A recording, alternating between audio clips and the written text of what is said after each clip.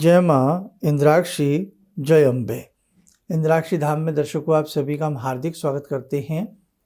आज के दिन जिन जातकों का जन्मदिवस है, मैरिज एनिवर्सरी है, उन सभी को हमारी तरफ से बहुत बहुत शुभकामनाएं।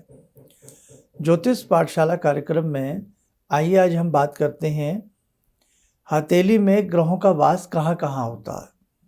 अब जैसे ये कार्यक्रम ज्योतिष पाठशाला जो होता है, इसमें हम आपको ज्योतिष सिखाने का प्रयास करते हैं। कुछ ना कुछ जब भी समय लगता है तो संडे के दिन हम ये class online free of cost होती है।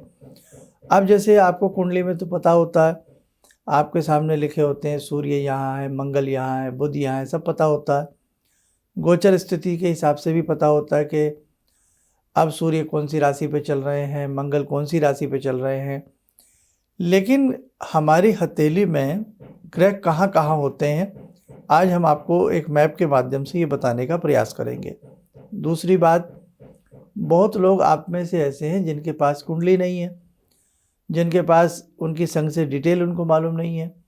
तो आपको कैसे पता लगेगा कि इस व्यक्ति का जब हम हाथ देखें तो हथेली में सूर्य कहाँ होते हैं, मंगल कहाँ होते हैं, चंद्र कहाँ होते हैं।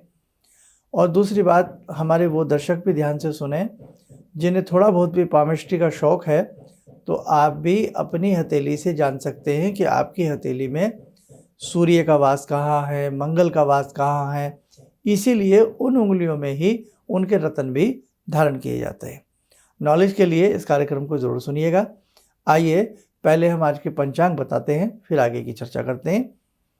5 मार्च सन 2023 दिन रविवार, संवत 2079, फाल्गुन मास, शुक्ल पक्ष, तिथि आज त्रयोदशी है। लेकिन त्रयोदशी दिन में 2:10 तक रहेगी, फिर चतुर्दशी लग जाएगी। और चतुर्दशी तिथि जब आज लगेगी तो कल की तारीख में जो चतुर्दशी तिथि रहेगी वो शाम के 4:20 तक रहेगी। उसके बाद पूर्णिमा का वास आ जाएगा, यानी कि पूर्णिमा प्रारंभ हो जाएगी। नक्षत्र आश्लेषा है, राहु काल 4:30 से 6 है, दिशा शूल पश्चिम दिशा है। अब देखो, हथेली में हम सबसे पहले तो ये जानें कि हमारे ग्रह कहाँ कहाँ होते हैं। उसके बाद हमने बहुत सारे चैप्टर बताए हैं कि अगर सूर्य में ये कमी हो, चंद्रमा में ये कमी हो, मंगल में ये कमी हो, तो ये ग्रह आपके कमज़ोर होते हैं। तो आज हम पहले आपको समझा देते हैं कि आपके हथेली में 9 ग्रह कहाँ कहाँ पर होते हैं। जानिए, अपने एक हाथ के माध्यम से आपको समझा रहे हैं ताकि आपके लिए आसानी हो जाए। आइए देखिए, सबसे पहले आपकी हथेली में सूर्य कहाँ है। और इसमें एक बात, एक सिद्धांत ध्यान रखें, चाहे आपका लेफ्ट हैंड हो चाहे आपका राइट हैंड हो, दोनों ही जगह पर सूर्य एक ही जगह मिलेगा। देखें, जहाँ एरो का निशान है, तीर का निशान है, ये रिंग फिंगर है। इसके नीचे जो गद्दी सी बनी होती है, ये सूर्य पर्वत होता है। देखें ध्यान से, ये सूर्य पर्वत है। हम रविवार से शुरू किया, इसलिए हमने अब सूर्य के बाद किसकी, कौन से ग्रह की बारी आती है? चंद्रमा की। तो यहाँ देखें, ये गद्दी नुमा हिस्सा जो है ये हमारा चंद्रमा होता है। चंद्रमा के बाद आइए मंगल पर। मंगल हमारी हथेली में 2 स्थान पर होते हैं। अंगूठे से ऊपर को मंगल ए और चंद्रमा से थोड़ा ऊपर मंगल बी।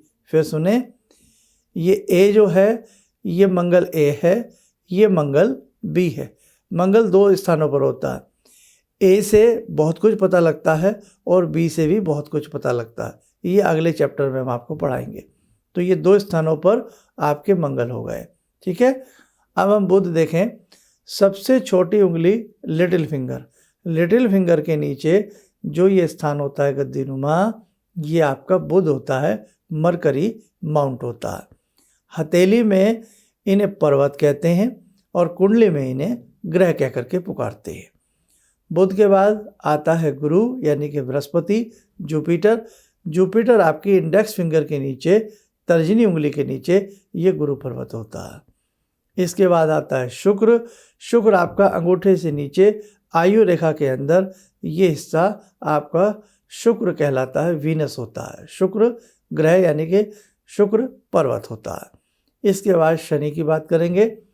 सबसे बड़ी उंगली मिडल फिंगर, मिडल फिंगर के नीचे जो गद्दीनुमा पोर्शन है ये आपका शनि होता है, सैटर्न होता है, यानी कि शनि पर्वत होता है। इसके बाद आता है राहु। राहु हथेली के मध्य से थोड़ा सा ऊपर को राहु होता है, ठीक है, और हथेली के गड्ढे से नीचे की ओर थोड़ा यहाँ इस स्थान पर केतु होता है। ये दोनों ग्रह आमने सामने होते हैं, वक्र गति से चलने वाले दोनों ग्रह होते हैं। एक नज़र और डाल लीजिए फटाफट। अब आपका सूर्य जो है, रिंग फिंगर के नीचे सूर्य पर्वत, गद्दीनुमा ये हिस्सा जो है ये आपका चंद्र पर्वत, और मंगल ए और मंगल बी ये आपके दोनों मंगल पर्वत यानी कि मंगल ग्रह। सबसे छोटी उंगली के नीचे बुध ग्रह, बुध पर्वत। तर्जनी के नीचे बृहस्पति जुपिटर यानी कि गुरु पर्वत। उसके बाद आपका अंगूठे से नीचे ये आपका वीनस शुक्र पर्वत। उसके बाद आपका मिडल फिंगर के नीचे शनि पर्वत। हथेली की गहराई से संकरे हिस्से से ऊपर थोड़ा, गहराई से ऊपर थोड़ा राहु, और यहाँ जॉइंट से के पास यहाँ ये केतु ग्रह की यानी कि केतु पर्वत की स्थिति होती है। तो इन्हें अच्छे से पहले याद कर लेना। हथेली में 12 की 12 राशियाँ भी होती हैं और 27 के 27 नक्षत्र भी होते हैं। यह हम राशियों का चार्ट भी आपको एक दिन समझा देंगे और नक्षत्र का चार्ट भी आपको हम सारा का सारा समझा देंगे। अब ये कैसे पता लगे आपका ग्रह कमज़ोर है, आपका ग्रह बलशाली है, इसके लिए हमने बहुत सारे एपिसोड बनाए हैं, और नहीं तो कहोगे तो फिर उसकी एक श्रृंखला बीच बीच में हम आपको बताते रहेंगे। अब एक चीज़ और सुन लो, जैसे हमने बुध पर्वत कहाँ बताया, सबसे छोटी उंगली के नीचे बताया ना, लिटिल फिंगर के नीचे।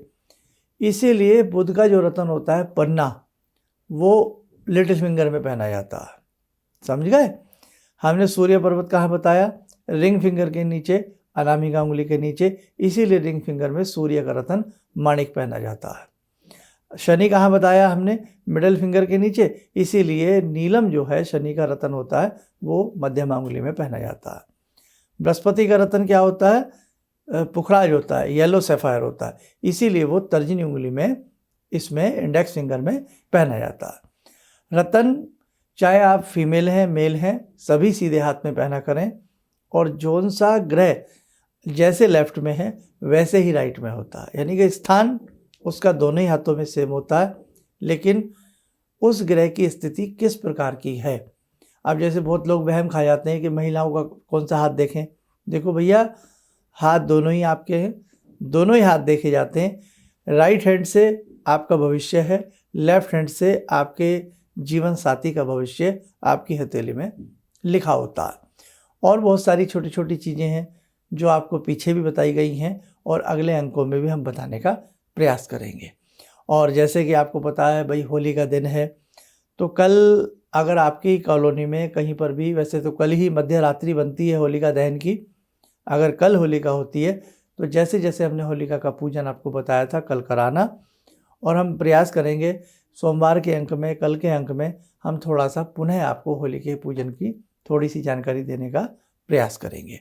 और होली रंग की होली जैसे आपके यहाँ हिसाब से खेली जाए वैसे आप अच्छे से उसको करिएगा। लेकिन हमने एक भगवान नरसिंह का मंत्र बताया, उसमें थोड़ा सा टाइपिंग में थोड़ी सी मिस्टेक रही है, इसीलिए फेसबुक पर जिन्होंने हमारा ये कार्यक्रम देखा है, हमने फेसबुक में ऊपर की तरफ जहाँ हम अपनी मंतव्य लिखते हैं वहीं पर हमने इस मंत्र को पुनः शुद्ध करके लिख दिया है। और जो हमने YouTube पर बताया है, YouTube के नीचे बॉक्स में वहाँ पर भी हमने ये मंत्र दोबारा से लिख दिया है। थोड़ी सी हल्की सी मिस्टेक है, सिर्फ एक अक्षर की हल्के से की, तो वो आप वहाँ से उसको अपना शुद्ध करके वहाँ से पढ़ लें, और नहीं तो जो हमने पढ़ा है उसी आवाज़ को आप रिकॉर्ड करके ध्यान से सुन लें और उस मंत्र को आप लोग समझ लें। आइए समझ चला आज की ध्यानमाला का, जुड़ते हैं आज की ध्यानमाला में भगवान बटुक भैरव जी से। ओम करकलित कपाला कुंडली दंडपाणी स्तरुण तिमिर नीलो व्याल यज्ञोपवीते क्रतु समय सपर्याद विघ्न विच्छेद हेतुर जयति बटुकनाथा सिद्धिदा साधकानां जयति बटुकनाथा सिद्धिदा साधकानां। ॐ देव्यराजसेव्यमान पावनाग्रिपङ्कजं व्यालयज्ञसूत्रमिन्दुशेखरं कृपाकरं नारदादियोगवृन्दिवन्दितं दिगम्बरं काशिकापुरादिनाथ कालभैरवं भजे भानुकोटिभास्वरं भवाब्दितारकं परं नीलकण्ठमीप्सितार्थदायकं त्रिलोचनं कालकालमम्बुजाक्षमक्षशूलमक्षरं काशिकापुरादिनाथ कालभैरवं भजे शूलटङ्कपाशदण्डपाणिमादिकारणं श्यामकायमादिदेवमक्षरं निरामयं भीमविक्रमं प्रभुविचित्रताण्डवप्रियं काशिकापुरादिनाथ कालभैरवं भजे भुक्तिमुक्तिदायकं प्रशस्तचारुविग्रहं भक्तवत्सलं स्तमस्तलोकलोकविग्रहं भूतसङ्गनायकं विशालकीर्तिदायकं काशीवासलोकपुण्यपापशोधकं विभुं नीतिमार्गकोविदं पुरातनं जगत्पतिं काशिकापुरादिनाथ कालभैरवं भजे काशिकापुरादिनाथ कालभैरवं भजे। कवच बना लें, ध्यान करें, बटुक भैरव जी का शुभ आशीष हम सबके ऊपर बरस रहा है।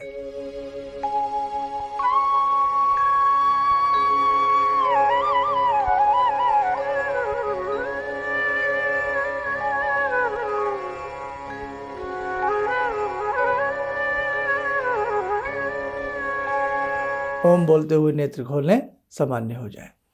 देखो साधकों, बहुत सारी जानकारियाँ हमें और आपको आपस में मिलकर के बांटनी है, साझा करनी है और हमें अपने 30 त्योहारों को बहुत अच्छे से मनाना है। तो जो भी ज्योतिष प्रेमी हैं, जो नए नए हमसे जुड़े हैं, वो हमारी प्लेलिस्ट में जाएं और एक हमारा ज्योतिष पाठशाला नाम से कार्यक्रम पहले आता था, अब भी आता है, जैसे आज हमने दिया है। तो उसमें हमारे बहुत सारे ऐसे ज्योतिष से संबंधित हमने विषय बनाए हैं जिन्हें आप घर बैठे फ्री ऑफ कॉस्ट आसानी से ज्योतिष सीख सकते हैं। आगे और ग्रहों का परिवर्तन क्या क्या रहेगा, कैसे रहेगा, वो सारी जानकारी भी आपको हम देने का प्रयास करेंगे। आप स्वस्थ रहें, सुखी रहें। इन्हीं शुभकामनाओं के साथ हम अपनी वाणी को विराम देते हैं। जय जय अम्बे। मैं मंची कवि हूँ बेसिकली।